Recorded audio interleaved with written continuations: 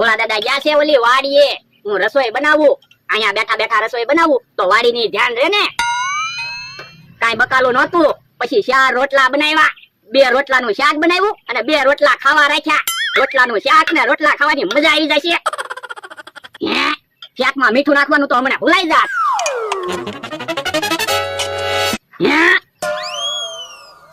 શાકમાં મીઠું તો જાજુ પડી ગયું, મીઠું થોડુંક કાસું કાઢી લઉં. જો બોલો, મીઠું તો વાગળી ગયું. આજ નક્કી ભોળા દાદા મને ખીજાવાના છે. શાક ખારું બની ગયું, કાંઈક વિચારવું પડશે. વિચાર આવ્યો. ભોળા દાદા આવ્યા. કેમ અહીંયા રસોઈ બનાવે? મેં કીધું અહીંયા બેસીને રસોઈ બનાવું તો વાડીની ધ્યાન રહે ને. અને ખાવાનું શું બનાવ્યું? કાંઈ બકાલું નતું, પછી રોટલાનું શાક બનાવ્યું અને રોટલા બનાવ્યા. આ મને બકાલાના પૈસા બસાવતો હોય ને તો મને બહુ ગમે. હા તો યો તમે શાકની ધ્યાન રાખો કે હું થોડાક વાસણ ધોતો આવું. વાંધો નહીં. અને શાકમાં મીઠું નાખવાનું બાકી છે. સારું. મને તો એમ હતું ખાટલે બેઠો હશે, પણ આજ તો રસોઈ બનાવી રાખી. મને ભૂખ બહુ લાગી હતી. અમે મીઠું નાખવાનું તો ભૂલી જાત હું. ભોળા દાદા શાકમાં મીઠું નાખી દે તો સારું, મારો વાટ તો ન આવે. ભોળા દાદા હાથ ન પાડે ને ત્યાં સુધી ખોટું ખોટું વાસણ ધોયા કરવા છે. ત્યાં ખારું બન્યું લાગે, સુગંધ હારી આવે. અરે શાક તો બહુ ખારું બની ગયું. હું શાકમાં મીઠું તો મેં નાખ્યું. નક્કી મારો માણસ મને ખીજાવાનો છે. કાંઈક વિચારવું પડશે. એટલે તો હું છે એ શાકની ધ્યાન રાખજે. મને કામ યાદ આવી ગયું. સારું. અને આમ જો શાકમાં મીઠું નાખવાનું બાકી છે, તું શાકમાં મીઠું નાખી દેજે. પણ શાકમાં મીઠું તમે નાખી દો ને. પણ એટલે મારે એક ભાઈને ફોન કરવાનો છે એટલે કહો. સારું. જો બોલો, ભોળા દાદાએ તો શાકમાં મીઠું ન નાખ્યું. આજ નક્કી મને ખીજાવાના છે. હું કઈ ફોન કરવા નથી આવ્યો. શાક ખારું બની ગયું ને એટલે એક બાજુ લઈ આવ્યો. મારો માણસ શાકમાં મીઠું નાખે તો સારું, પછી મારો વાક તો ન આવે. આ બાજુ આવ્યો. Hello hello hello. ભોળા દાદા કોનો ફોન છે? ઈ તારે શું કામ છે? તું અહીંયા હું કામ આવ્યો? મેં કીધું ફોનમાં વાત થઈ ગઈ હોય તો હાલો ખાઈ લેવી. તે શાકમાં મીઠું નાખી દીધું? ના ના બાપા, તો મેં તને કીધું તો ખરું શાકમાં મીઠું નાખી દેજે. તો પણ મેં તમને કીધું તું તમારે શાકમાં મીઠું ન નાખી દેવાય. અલ્યા મેં શાકમાં થોડુંક જ મીઠું નાખ્યું તું, તો કેમ એટલું બધું શાક ખારું બની ગયું? તમે શાક સાચ્યું? મારાથી શાકમાં મીઠું જાજુ પડી ગયું તું. બાપા બાપા, તો પણ એમ છે ને, મને હું કામ સકરીએ સરાવે. હારું, હવે જાવ તમે ખાટલે બેહો. હું રોટલા ને એવું મૂકીને પછી બીજું બકાલું લઈ આવું, પછી બીજું શાક બનાવીએ. હારું છું, વાત પતી ગઈ. મને તો એમ હતું આજ મેટર બહુ મોટી થઈ જાહે. એમ તો ઉભો છે ને, આજે શું કામ છે કે સા બને સા પીવા આવ્યા. જો બોલો, રોજ જાગીને કા સા પીવા આવો કા ખાવા મારી વાળી આવો. તમને બેને શરમ ના લાગતી? પણ એમાં શાની શરમ? આપણે બધા ભાઈબંધ કહેવાય. ભાઈબંધ કાઈ નથી હો, એ તો સા પીવાને ખાવા અહીંયા આવો. એમ ન કેતો, ગામમાં કેટલું માન છે. હવે તમારું શું માન છે? તમારા આ ચનાઈ નો આવે કેહુડી જમરૂખડી. બાપા, બોલવામાં ધ્યાન રાખજે. અમે કઈ તારી જવડા નથી, નકર અમે ઢીબી નાખશું. ક્યાં કાકા હાથ ન ઉપડતા હોય ને તો હું ઢીબી નાખી. ઉભો રહો તો. બાપા, અમને ઢીબી વાત કરે. જમરો ઢીબી નાખતા. બાપા, બાપા, બાપા, બાપા. જમરો એક બાજુ રહેતો. બાપા, બાપા, બાપા.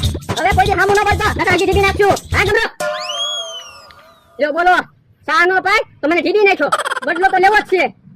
એલા રોટલા આખા મૂકજે, નકર રોટલા પાછા બનાવવા પડશે. બધી વસ્તુ ઓરડીમાં હરખી મૂકી દીધી. લાવો પૈસા બકાલું લઈ આવો. હારું. હલો, રેડીમેડ રીંગણા આવી ગયા. મમરા ભાઈ કાક વેચવા આવ્યા. હલો, રેડીમેડ રીંગણા લઈ જાઓ. રેડીમેડ રીંગણા? ઈ કેવા રીંગણા? જો અડધું રીંગણું અને અડધું બટેટું, એને રેડીમેડ રીંગણા કહેવાય.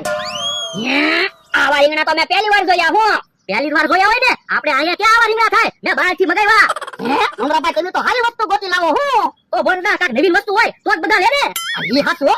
મમરા ભાઈ, આવા રીંગણાનું શાક કેવું બને? રીંગણા બટાટાનું શાક બને ને એવું જ બને. તો પછી રીંગણા બટાટાનું શાક બનાવાય ને. અલ્યા પણ તમારે રીંગણા બટાટાનું શાક બનાવવું હોય તો રીંગણા અલગ લેવા પડે, બટાટા અલગ લેવા પડે. આ રેડીમેડ રીંગણા લઈ લો ને એટલે રીંગણા બટાટાનું શાક બની જાય. ઈ હાચું. ઓલા દાદા, તો આપણે રીંગણા લઈ લો. મમરા ભાઈ, કિલોનો શું ભાવ છે? કિલોના ખાલી 200 રૂપિયા છે.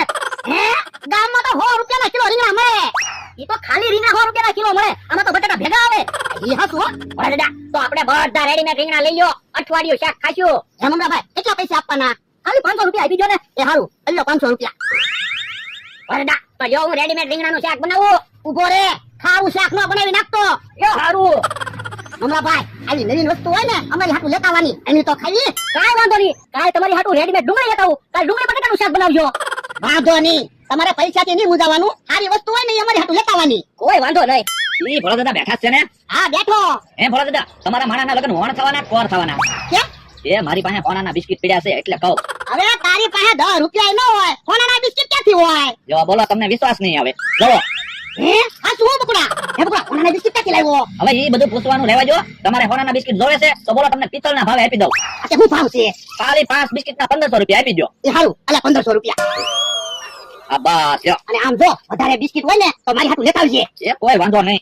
હા બોલો દાદા આ રેડીમેડ રીંગણા ક્યાં છે રીંગણાને અને બટાટાને કાપીને છોટાડેલા છે હે એવું છે હા ઉભો રહે તો બિસ્કિટ એ હોનાના છે ને મને જોવા દે તો હે બિસ્કિટ ક્યાં હોનાના છે ખાવાના બિસ્કિટ છે ઈ વાત જવા દો ને તમારે કાલ કેટલી રેડીમેડ ડુંગળી જોઈએ ઈ કયો એ મારા ડુંગળી નથી જોતી પૈસા લાવો લો પૈસા પાછા નહીં મળો એ સાંભળો તો કાંઈક દેખાડો છો. ઓય બાપા બતાવો અમને કાંઈક બતાવો હે કેવળ જબરૂક દેખાડો કરે છે હે કાક શું લાગે હાલો તો ગાડી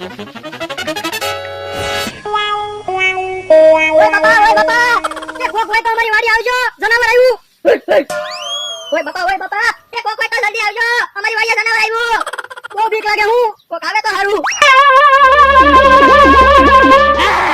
ઓ બાપા બતાવો અમને બતાવો એ કોક હોય તો આવજો ઓ બાપા એ શું છે એ જનાવર છે હે જનાવર ક્યાંથી આવ્યું એ કોને ખબર સરસ લાગે મને તો. હે બાપા તું જોતો ખરો હે ક્યાં છે હે મોટો મીંદડો હોય એવું લાગે એ વાતો નથી કરી જનાવરને ભગાડો એ અમે હું કામ જનાવરને ભગાડવી? અમને જનાવર કરડી ગયું હોય તો તમારા ભાઈબંધ અમથાભાઈ છે એને બોલાવો. પણ એટલે અમતા કોને બાંધીને આવ્યા ઓય બાપા હે જનાવર કેમ હોય બાપા બોલ્યો? તું ભાઈ માણસ ક્યાં જનાવર બોલ્યો જો તો કોણ છે એ આ તો અમથાભાઈ છે.